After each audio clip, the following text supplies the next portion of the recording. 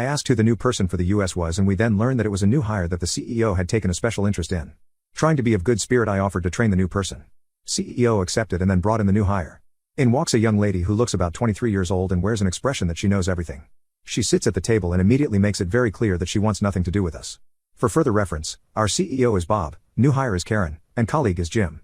Bob: welcome Karen, we have just informed Op and Jim about the change in structure and they are willing to give you the support you need to get yourself started. Karen and Bob both look at me.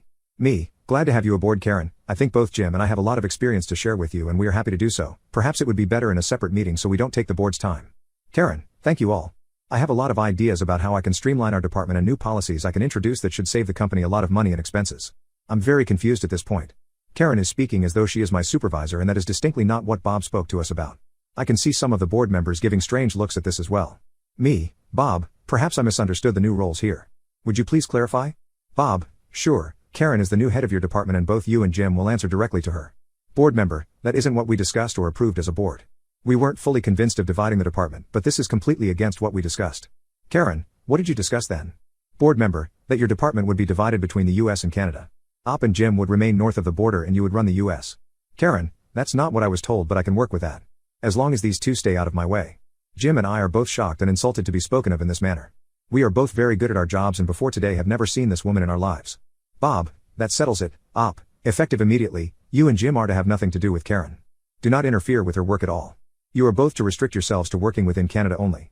With that he ended the meeting and left the room with Karen close behind him. Jim and I sat there stunned for a moment and some of the board members came up to us to express their shock and sympathies about this. I had enough presence of mind to ask if we would get a written directive of this change and was assured we would. Sure enough, both Jim and I got emails with the new directive from Bob by the end of the day.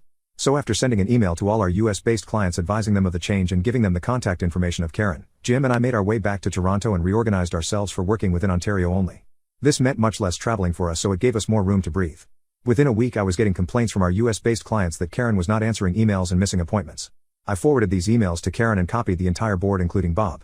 Another week later I get a phone call from Karen who sounds frantic but will not admit she needs help. She makes pleasant conversation and then asks how I would handle a particular type of situation. I tell her I'm really not interested in discussing work as that might be seen as interfering in her work. Later that evening I got a call from Jim telling me he had the same conversation with Karen and handled it the same way. By the end of that month I got a call from Bob asking if I will take over the entire department again. I politely tell him no since I didn't want to interfere with Karen and her role. For the next 3 months I'm getting emails and phone calls from US clients asking if they can have me back as their contact. This confirms an idea that had been in my head. Jim and I had actually grown our client base in Ontario since restricting ourselves here. So I had lunch with Jim one day and asked him if he wanted to go into business with me as partners starting our own consulting firm. We couldn't provide everything our current company provided, but we could provide a high degree of professionalism for our specific field and it seemed we had a ready-made client base. By the end of the lunch he was on board and we started the necessary steps to get ourselves set up. As soon as we were clear we both submitted our resignations with explanations of why. The next time clients contacted us we told them we no longer worked for the company. When they asked if we still worked in the field we told them we had established our own firm and what services we offered. A month later we had 60% of our US clients on board, and since the former company had no Canadian support at all, we had 80% of the Canadian clients.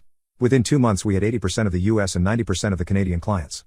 In the year since that time our new company has grown enough that we have hired 7 new consultants. Jim and I find ourselves doing more office work than road work, and a lot of client courting.